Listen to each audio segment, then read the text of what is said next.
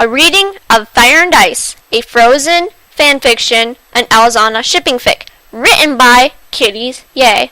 Read by Kitties Yay. Chapter 1. Something's different. Ooh, I wonder what. Anna tossed and turned in her bed, unable to fall asleep.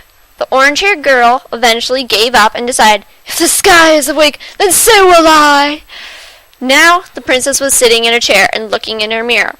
She thought back to what had happened in the past few days or so, how she nearly lost her sister, how she nearly died herself, and just everything. She couldn't believe how all that had happened in such a short time. It was almost like a fairy tale, but 10 times better. Or was it worse? She couldn't tell. After all, she'd never been one for reading. It was usually Elsa who read to her. But after that, she never did ever again. That was it! Elsa! Maybe she'd help Anna get to sleep. Maybe they could sleep together like they used to.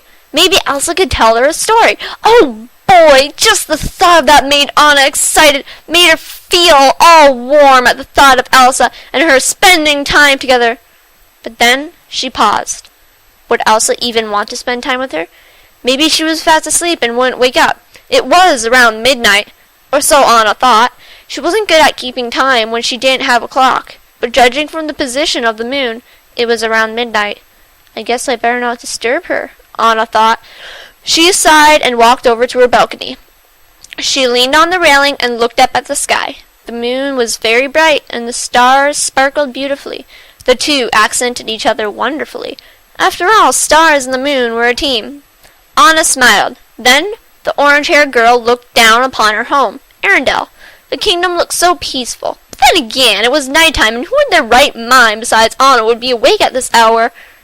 What on earth should I do? She thought, with another sigh. A cool breeze blew through the air and caused Anna to shiver. But suddenly her body warmed up, which was strange because that never happened before. Anna frowned and looked at her body. What are you doing, body? She thought in confusion. She touched her arm and rubbed it. She shrugged her arms and decided dwelling on what just happened was no good. The ginger decided to try and sleep again. At least that wouldn't be so boring. Anna slid back into her bed and tried to sleep. While it did take a while, she did eventually drift off into the land of dreams. The next day, when she awoke, she felt refreshed and energized. She threw her blanket off and jumped out of the bed. Anna was slightly shocked she was this active in the morning, but thought nothing of it. The princess quickly got changed into her clothes for the day, and brushed her hair, then rushed off to the dining hall, eager to see her sister Elsa. Perhaps today they could make that snowman, or play tag, or just do something together. Anna came to the dining hall, and saw her sister slowly walking to the dining hall. The orange-haired girl grinned widely, raised her hand to wave. She opened her mouth and yelled. Elsa! She cried, quickly gaining the attention of the elder sister. The queen looked over at the source and saw her baby sister. Elsa smiled softly and waved lightly. It seemed like Anna's grin could not go any wider, but it could, and it did. It stretched ear to ear, but it was a good grin, not a crazy grin, so it was okay. Anna rushed over to her sister and wrapped her arms around her. Anna held her sister tightly. Elsa was stunned for a moment at the physical contact, but recovered quickly. Elsa wrapped her arms around Anna and hugged her lightly. Morning, Anna whispered. Good morning, Anna, Elsa replied. The two untangled, and Anna smiled warmly. Elsa smiled back. How are you, sister? Anna asked. Oh, just fine, Elsa replied, but something was off. Anna's eyes narrowed suspiciously. Just fine? Are you sure you are just fine? Anna questioned, and Elsa nodded. You know you can tell me anything, Elsa, right? We promised not to conceal anything anymore, Anna exclaimed. Elsa bit her lip and shifted her gaze to the right. I know, but this isn't something I can tell you. Just let me think about it, think on it a bit more, Anna. It's one of those things you have to think about, Elsa told the younger one. Anna paused for a moment, then nodded. Okay, the second you've decided whatever it is, come and tell me, please. Anna grinned and hugged her sister tightly again. Then she rushed over to her seat and sat down. The princess was very glad that the seat was right next to her sister. Elsa sighed in relief lightly and went over to her seat. She pulled it out and sat down. So, Elsa, are you free to... I'm sorry, Anna, but I have things to do today. Maybe tomorrow, Elsa told Anna. Anna froze. Her smile fell and she looked down at her empty plate. She tried to keep her sadness inside. She didn't want Elsa to feel bad or guilty. Is that okay? Elsa asked, and Anna nodded, not trusting her voice. It'd probably betray her face, and that wouldn't be too good. Elsa smiled faintly. I'm glad you understand, Elsa took Anna's hand and squeezed it slightly. Anna felt her body heat up and her skin tingle. Her cheeks burned, but Anna didn't know why. After all, this wasn't the first time Elsa had touched her hand, so why now was her body being dumb? Anna shook her head and felt her body cool down. Elsa didn't seem to notice anything odd besides the head shake. Are you okay? Yeah, I'm fine, just thinking about things, and shook my head to get it out of my head. Anna lied. Elsa nodded, understanding completely, having more than once done the same. The chefs and servants came out and placed the food on the table, and the other people came in. The group began to eat slowly. Anna quickly ate her food, though, and she kept eating more. She had firsts, then seconds, and even thirds, and it kept going on until she got to a sixth, and Elsa stopped her. Anna, are you okay? You're eating way too much, Elsa asked her sister, concern lacing her voice. Anna looked at Elsa in confusion, and half a pancake in her mouth. But this will Anna said, with her mouth full, so it sounded garbled. Elsa frowned, and Anna swallowed her pancake. I assume you didn't understand me from that look, so I said, this is how I always eat, Anna told Elsa and grinned sheepishly. You'd know this if you came out more often, but you didn't, so you don't know my habits, Anna told her sister. Elsa paused and realized her sister was right. She didn't know anything about Anna. Elsa looked at one of the servants for confirmation about this, and the servant lady nodded in confirmation. Still, Anna, you shouldn't eat too much. It might make you fat, Elsa said, and Anna shook her head. I haven't gained a pound in a few years, so I should be fine, Anna said, and began to stuff her face again, which was very unladylike and unlike a princess.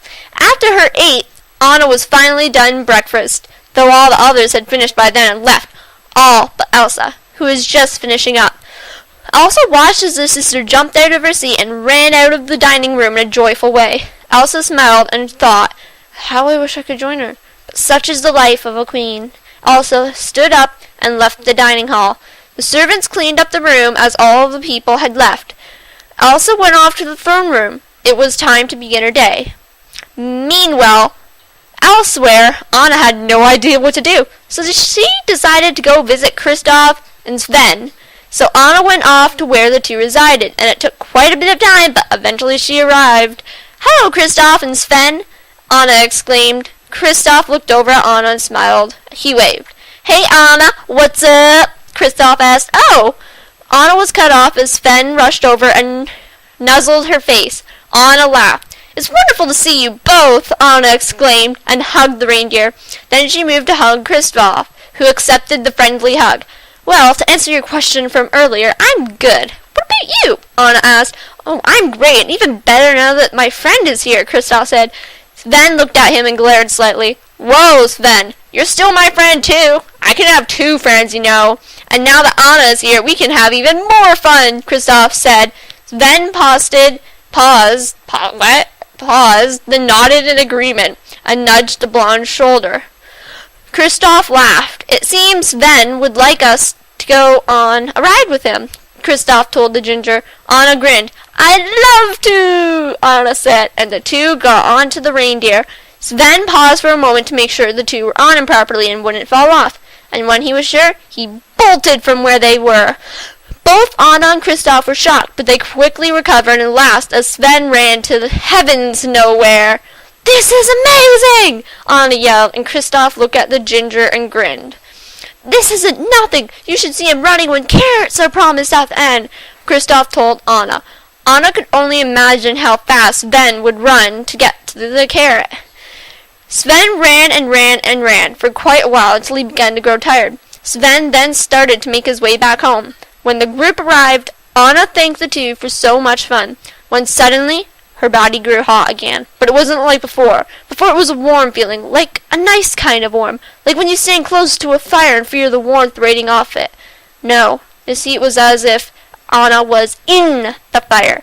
Anna gasped in shock and pain and kneeled over, feeling her body burn all over. Kristoff rushed to the princess's side and helped her up. That didn't stop the pain. "Anna, are you okay?" Kristoff asked.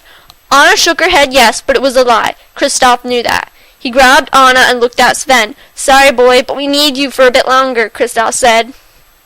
Sven looked at Kristoff with a look that said, "Fine, but there better be tons of carrots at the end, or else you're in for it." Kristoff nodded and sighed.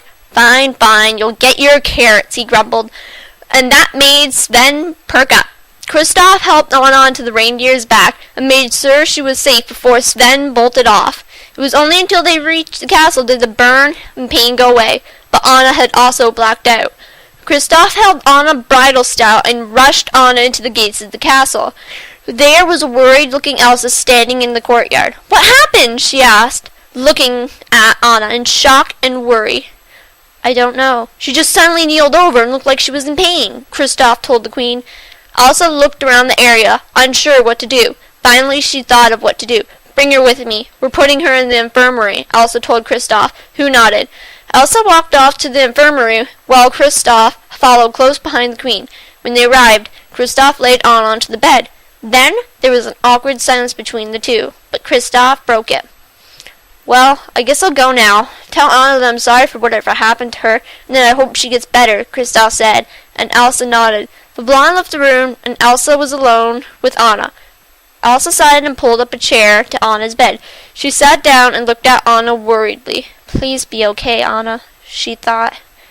Chapter 1, End. Thank you for listening to this reading of Fire and Ice, Chapter 1. You should probably go read it. It's really good, actually. Reading is better than me reading it to you. I'm a horrible reader. I stuttered.